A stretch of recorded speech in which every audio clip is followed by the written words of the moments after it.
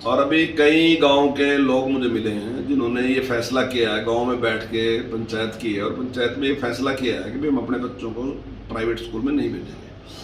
और उन्होंने वहाँ व्यवस्था भी कुछ अगर कोई जरूरत थी तो उसमें भी की। और मेरा आपके चैनल के माध्यम से भी ये लोगों से भी अनुरोध है कि अगर वो थोड़ा सा भी इंटरेस्ट लेंगे, केवल वो कभी कभी स्कूल में जाएं और जो वहाँ हेड मास्टर है उससे पूछ भी लें, उनका थोड़ा सहयोग भी कर दें।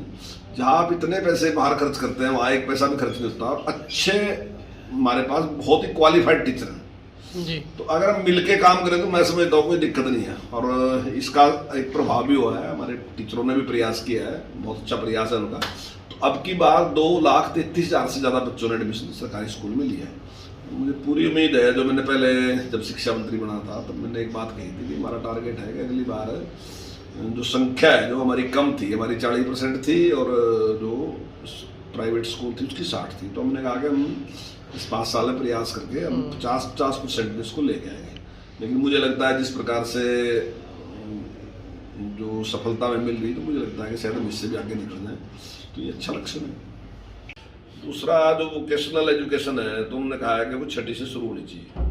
उससे एक बड़ा लाभ ये होगा कि जब बच्चा +2 करने के बाद बाहर आएगा तो उसके पास कोई ना कोई हुनर होगा, कोई ना कोई अपना काम कर सकेगा, ना कि वो इस बात के लिए घूमता रहे कि उसको कोई रोजगार दे, कोई काम दे। तो उसके पास इतना हुनर होगा कि वो कोई ना कोई अपना काम शुरू कर सकता है।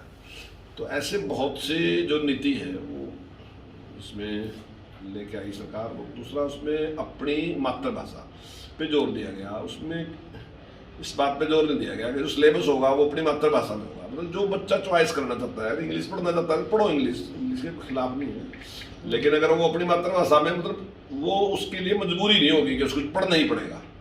और ऐसे ही मान लीजिए कोई इंजीनियरिंग करना चाहता है तो हमारे देश में क्या है, इंग्लिश इसके लिए जरूरी थी। अब 11 जो क्षेत्रीय भाषाएं वो भी उसमें हमने इंक्लूड कर ली कि अगर इंजीनियरिंग करना चाहता है तो हिंदी में भी कर सकता है, वो दूसरी भाषाएं भी हैं, तेलुगु है, दूसरी है, बहुत सी भाषाएं हैं, उनसे भी वो कर सकता है। तो ऐसी इस प्रकार के एक रिसर्च में आया कि व्यक्ति का जो विकास है ना जी, वो उसकी मातृभाषा जो भी है उसमें ज़्यादा विकास होता है जी, बजाय इसके कि उसको कोई विदेशी भाषा में उसको हम रखें।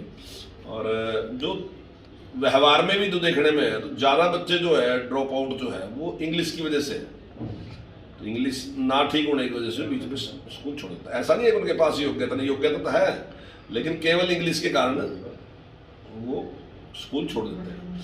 तो एक बड़े विचार के बाद अब दुनिया में भी जो तजर्बा है, वो दुनिया में भी अगर आप देखोगे तो जितने देशों ने तरक्की की वो सारे के सारे लोगों की अपनी भाषा है, चाहे जापान है, चाहे इजराइल है, चाहे